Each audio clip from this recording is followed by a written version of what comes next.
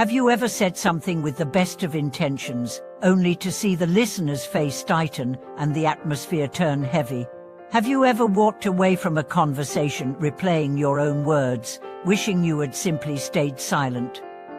Welcome back to the channel, friends. I'm here again to dive into one of the most underestimated skills in both personal and professional life, the art of speaking less and speaking with proportion. Today we'll explore why avoiding certain high-risk topics can actually strengthen your relationships, your credibility, and your peace of mind. 2 guiding truths will lead us. First, not every truth needs to be spoken the moment it appears in your mind. Timing and proportion are as vital as accuracy. Second, some topics carry such potential for misunderstanding and emotional escalation that it's almost always wiser to navigate around them rather than charge through. Let me start with a story that illustrates this painfully well. A man named Leo, brilliant at his work, was known in his company for having no filter. At a team dinner, a colleague casually mentioned buying a new house. Without hesitation, Leo launched into a critique of the real estate market, interest rates, and how foolish it was to invest in property now. He thought he was offering valuable insight.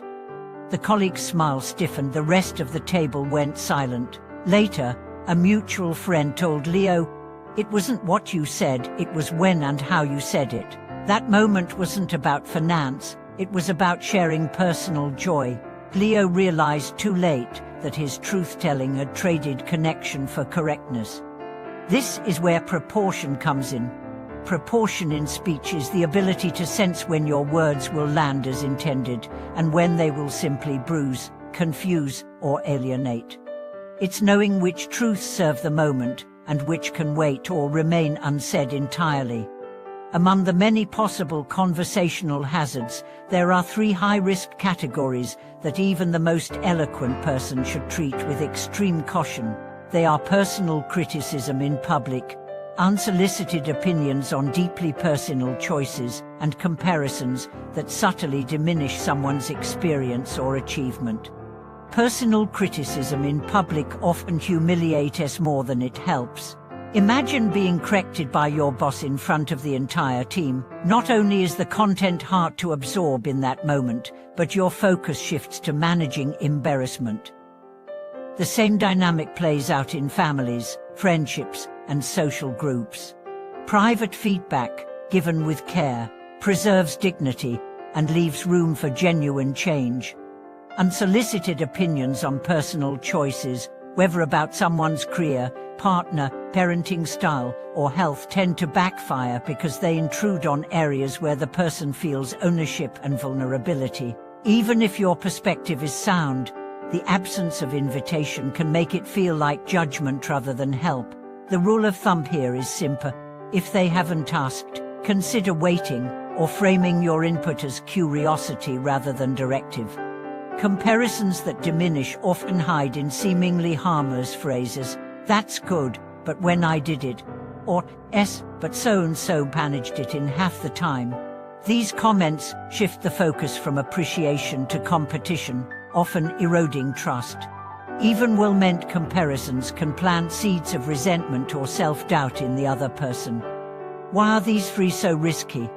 Because they touch core human needs: dignity, autonomy, and recognition.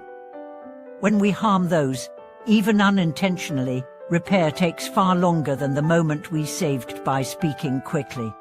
I once watched a senior manager demonstrate the opposite skill with great finesse. During a meeting, a junior colleague made an error in a project update. Instead of correcting them on the spot, the manager asked a clarifying question that allowed the colleague to realize and adjust their statement without losing face. Later, in private, she offered more detailed feedback and guidance. The result?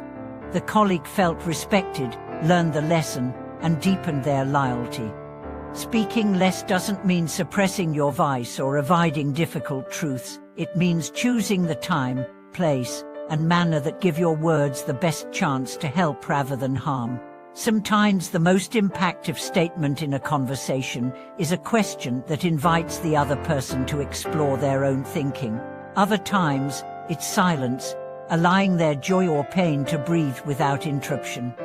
There's an old saying, speech is silver, silence is gold, or perhaps we could refine it, speech with proportion is platinum.